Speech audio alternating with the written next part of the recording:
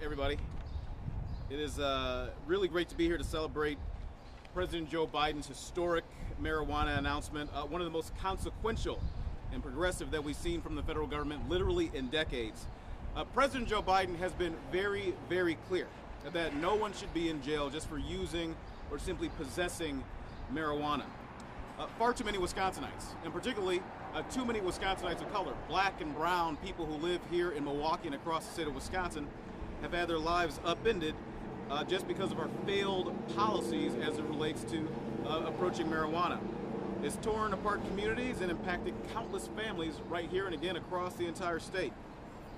President Joe Biden knows that we must bring our marijuana policy into the 21st century.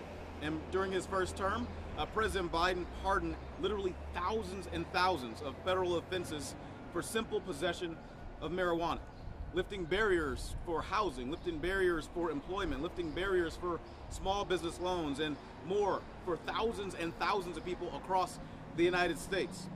President Joe Biden and Democrats have been leaders, real leaders on this issue, fighting to right historical wrongs and reform marijuana laws and policies. But in that time and again, Donald Trump and Wisconsin Republicans have failed Wisconsinites.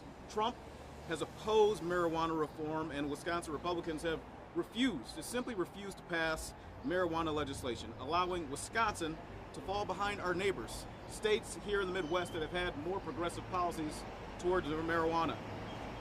The Trump administration's repeatedly tried to use federal funds to prevent states from legalizing marijuana. And when Donald Trump was president, the Department of Justice pushed for these failed lock-em-up policies like harsher sentencing and broader use of mandatory minimums, which not only hurt people, but made low-level, non-violent offenders have lengthier time in jail while doing nothing to improve public safety. Trump's approach has failed. It has failed. And under Trump, America was less safe. Violent crime rose and murder increased by nearly 30% in 2020. Reclassifying marijuana is a historic shift in federal policy, all made possible by President Joe Biden and his bold leadership. So it's crucial that this November, that each and every single one of us, we all come together and that we re-elect Joe Biden and Kamala Harris to continue serving as President of the United States and Vice President of the United States. And not only that, we work to elect Democrats up and down the ballot who are fighting for marijuana reform. And with that, I want to pass it to a fellow Democrat, somebody who's also fighting for these just policies, my state senator, Senator LaTanya Johnson. Thank you. Good morning, everyone. Thank you so much for joining us here today. First of all, I am grateful to President Biden that he's taken this very important step toward bringing marijuana policy into the 21st century. This is yet another promise kept for many Americans who's wanting to see more lax regulation on marijuana. Democrats across the country have been very clear, and that's no one should be in jail for just using marijuana or possessing marijuana. Wisconsin has been on an island for far too long. While the states across our borders enact common sense legislation regarding marijuana usage, Republicans in Wisconsin have consistently blocked Democratic efforts and driven economic benefits out of our state. Republicans have refused to work with us to right the injustices of the past and prevent more lives from being disrupted and upended because of failed marijuana policies. And at the federal level, we've had Donald Trump with mega Republicans opposing reforms and just making marijuana policy more difficult. Donald Trump has pursued failed policies that have given harsher sentences to low-level offenders and tried to use federal funds to block marijuana reforms instead of actually improving public safety. I'm proud that the Biden-Harris administration has moved on from these disastrous policies and taken a bold step of action to benefit those living here in Wisconsin. This is just another example of President Biden and Democrats working for everyday Wisconsinites while Republicans continue to sit on their hands and fail to enact common sense policies.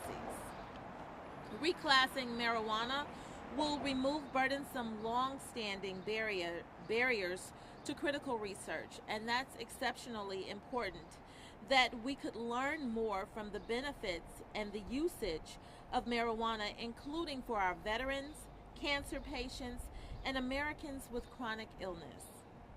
Reclassifying marijuana will help reverse long-standing injustices in our legal system that have disproportionately targeted Black and brown Wisconsinites.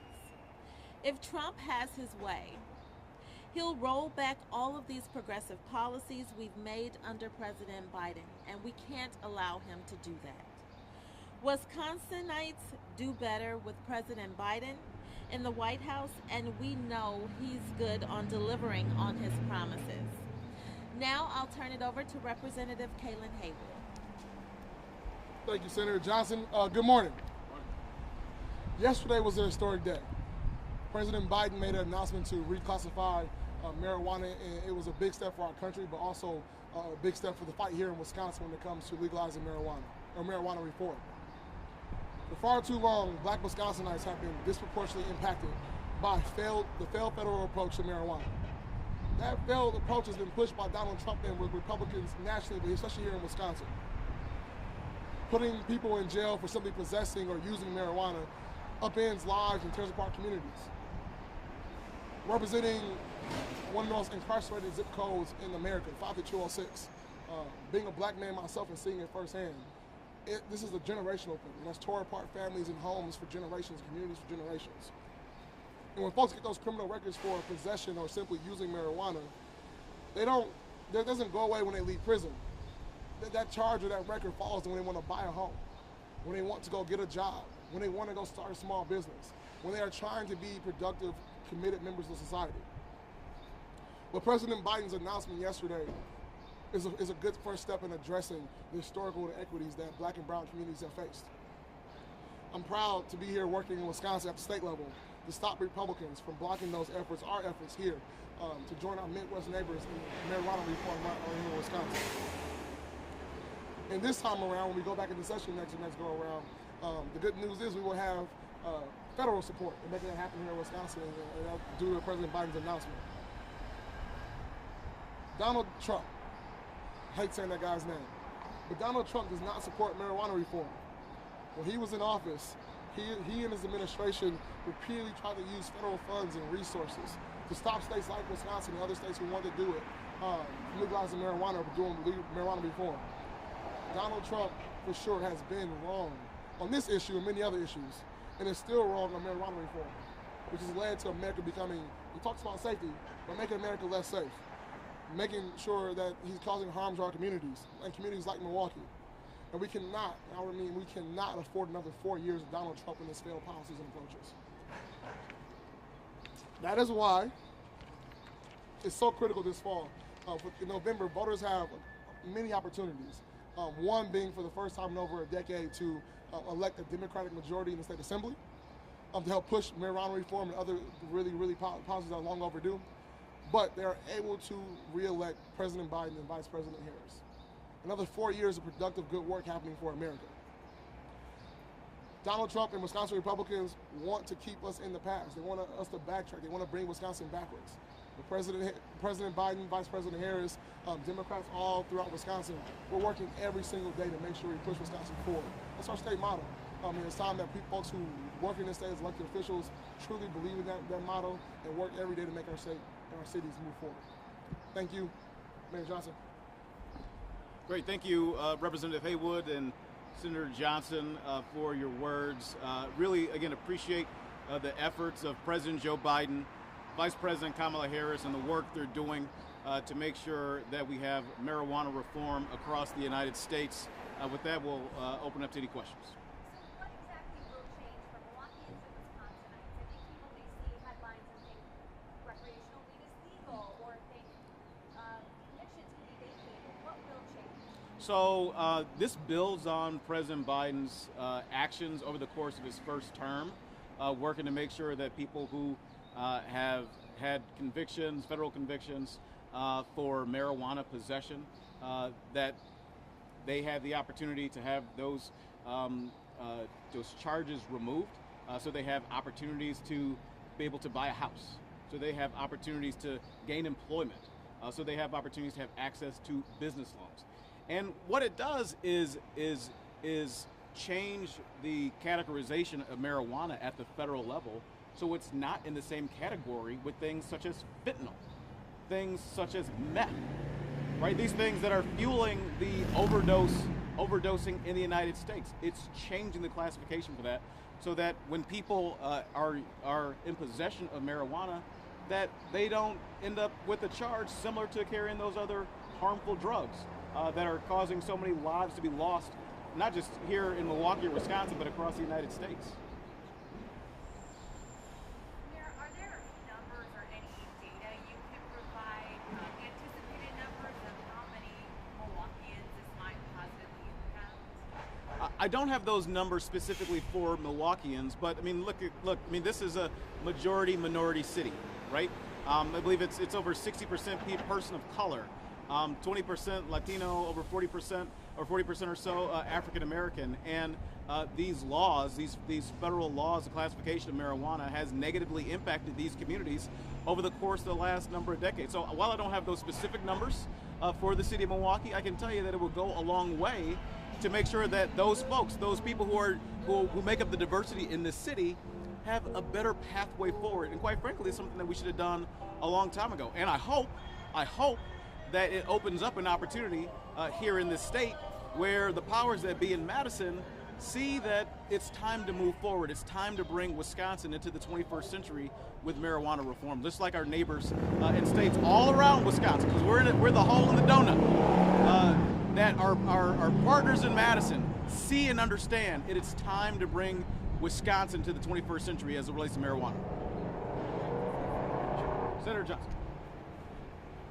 So this goes a long way in helping to improve the quality for individuals here who are seeking to legalize marijuana. It's not legal right now, we all know that. But for example, your first time being caught with marijuana, even if it's for usage, it's a municipal ticket. The second time, regardless of if the first time was 18, the second time was 68, it is a felony. That is clear cut. That is the piece that is negatively impacting our community. Also, Wisconsin has 72 counties, and each county, the punitive measures are different. The municipal tickets, the cost is different. And that's not fair to Wisconsinites. Depending on where you are and where you're caught, the penalties are different. We need to be more uniform. There is no reason why we should still be penalizing individuals for having something that's legalized by our border states. And that's unfortunate, it's unfair, and it's something that this state needs to look into. Unfortunately, Republicans at the helm still consider marijuana to be a gateway drug, and they're unwilling to budge. And that's unfortunate. We hear testimony all the time from parents who have children suffering from chronic pain who want to legalize medical marijuana, and we don't have that opportunity. And that's unfortunate because individuals here deserve the same rights as they do across our bordering states without penalties. Senator, how optimistic are you about marijuana reform at the state level, given what you just said about Republicans' attitude towards marijuana legislation? There is no reason that marijuana should be classified as a Schedule I drug when fentanyl is classified as a Schedule II. We all know what's fueling the epidemic here. What's fueling the overdoses is fentanyl and other drugs such as that. It's the reason that we're adding more money to our state budgets to purchase strips so people can test their products to make sure that they're safe. The other thing that legalizing marijuana would do, it would make it more safe. It would allow individuals to buy from a dispensary rather than buying on the streets. They would know exactly what's in their product, and that's so very important. I'm optimistic now with this new reclassification that Republicans are going to have to get on board, because it will prevent those barriers. It will prevent that argument that marijuana is just so dangerous that it's classified as a Schedule 1. And that's exactly what we need to continue to push the momentum forward and to get this passed here in Wisconsin. Senator, it seems like it was the medical marijuana bill was I can't hear you. It seems like medical marijuana stalled in your chamber of the Senate. It seems like the Assembly Republicans were ready for medical marijuana. Is anything happening behind the scenes in the Senate, or do you think it's a lost cause to have medical marijuana in Wisconsin? If there is something happening behind the scenes, it's happening way behind the scenes, because we haven't heard anything about that. And that's common to what we see. Things will pass one house and then die in the other. That shows that there is clear confusion, conflict among our Republicans in both the Assembly and the Senate, and they just can't pull it together and pass just simple policies such as medical marijuana. Can you talk about economics? You know, when you're crossing borders to buy from Illinois, that's money that could be coming here as a more legal recreational. Yeah, I mean, as a simply practical matter, right? I mean, we just went through this process over the course of the last year to generate additional revenues for Milwaukee, and our efforts were successful for the city of Milwaukee, for Milwaukee County, and there were benefits to communities literally statewide, because all these communities need additional resources, right? The cost for things are not once they once were, and the state's promise with shared revenue just isn't kept up with what it was supposed to be, unfortunately. The fact of the matter is that the vast majority of Wisconsinites live within a short drive to a neighboring state where they're able to purchase marijuana products, and they're doing it. They're doing it by the millions of dollars. Those are dollars that could be taxed, that could be then going to support things right here in Wisconsin, whether it's schools, whether it's roads, whether it's supporting local governments, for the needs that we have, you name it. Those dollars are being spent by Wisconsinites, but Wisconsin is not benefiting from those dollars being taxed. And instead, other states like Illinois and Michigan are benefiting. So I'd like to see a world in which Wisconsin, again, much like President Biden is seeking to do, brings marijuana into the 21st century in the state, allow it to be sold, allow it to be legalized, allow it to be taxed, so then we can use those revenues to support services that we provide at all levels of government here in the state. Do you have anything else? I actually have two questions. Number one, as cannabis continues to remain illegal here, and we've heard a lot about how it hurts the state diversity, who is gaining and who is benefiting from cannabis, from the continued prohibition of cannabis in Wisconsin. It's probably for representatives and for the mayor. What can be done, is being done at the state level to prioritize cannabis? So let's be clear. The individuals who are benefiting from marijuana not being legal here in Wisconsin, Minnesota and Illinois, because people are going across the border. We see so many programs and vital programs to our communities get underfunded every single budget cycle. And we're told there are so many things, so many good things that need to be funded, and we just can't fund everything. Well, here's some additional money. Those taxes could be additional dollars for this state. And the people of Wisconsin deserve to have those dollars that are going across our borders spent right here in Wisconsin. And we just, to add to that, we aren't just losing taxable dollars to our neighboring states. In Wisconsin, we're still spending money to incarcerate folks for possession and using this product, using marijuana. So not only are we not getting tax dollars and missing that missed opportunity, we're also spending money on incarcerating folks when we could be spending money, like the mayor said, on housing or workforce or funding local governments. So not only are we losing money, we're wasting money too. And then at the city level here, we've been working to adjust enforcement for marijuana, and then also reduce some of the fines, some of the forfeitures that folks might have to part from if they were caught with marijuana. We've been doing that stuff for years here in the city of Milwaukee.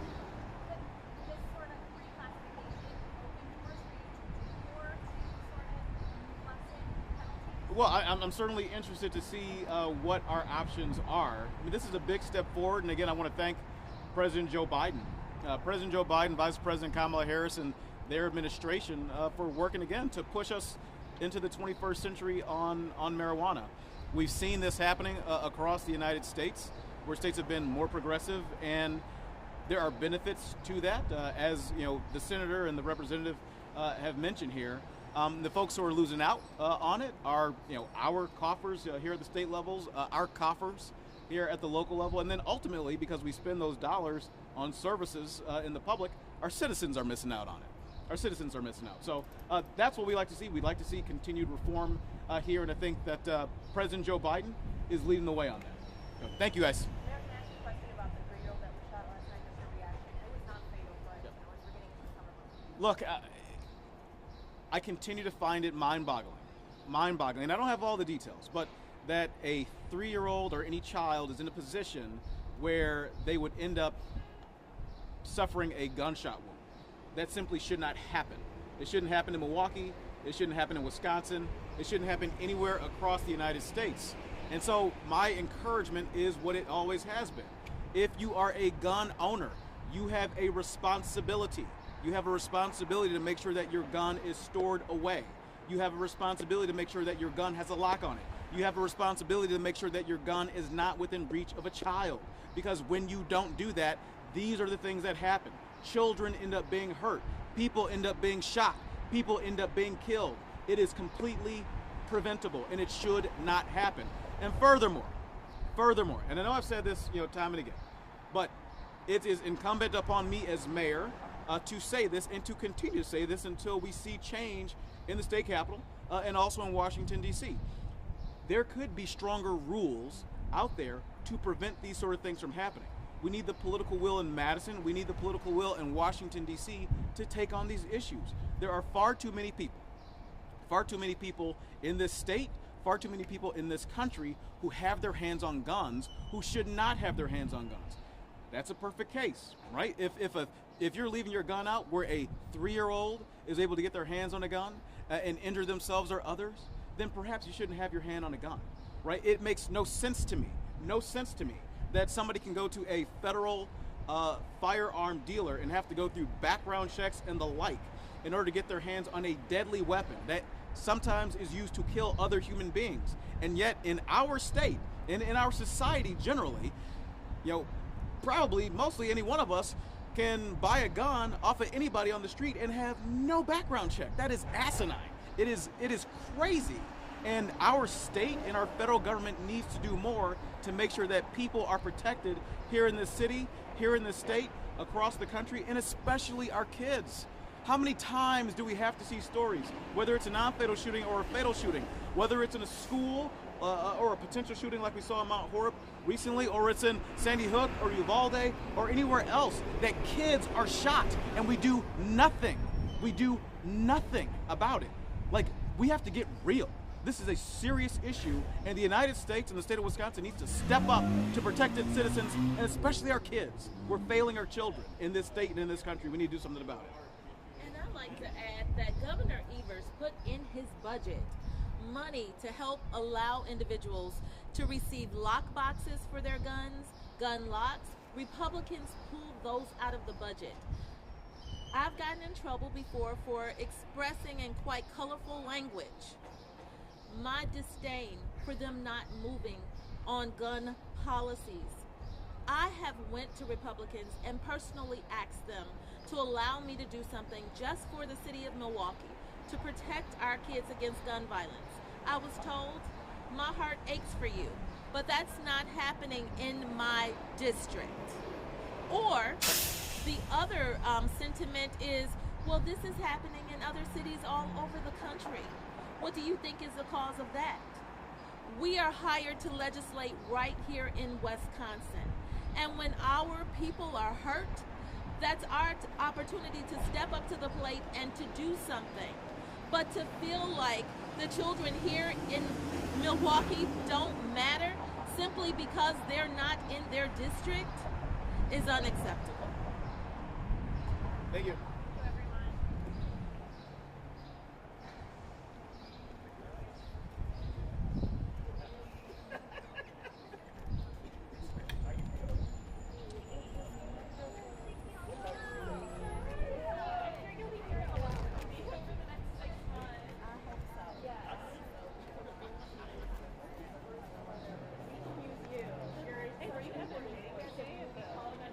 I wasn't, no. We had to get our soundbite in really quick for the 11. So I shot it, and I actually liked shooting it. It was fun. Yeah, you look like you're having fun. Yeah, I saw you yeah. with the camera. I was like, Yeah.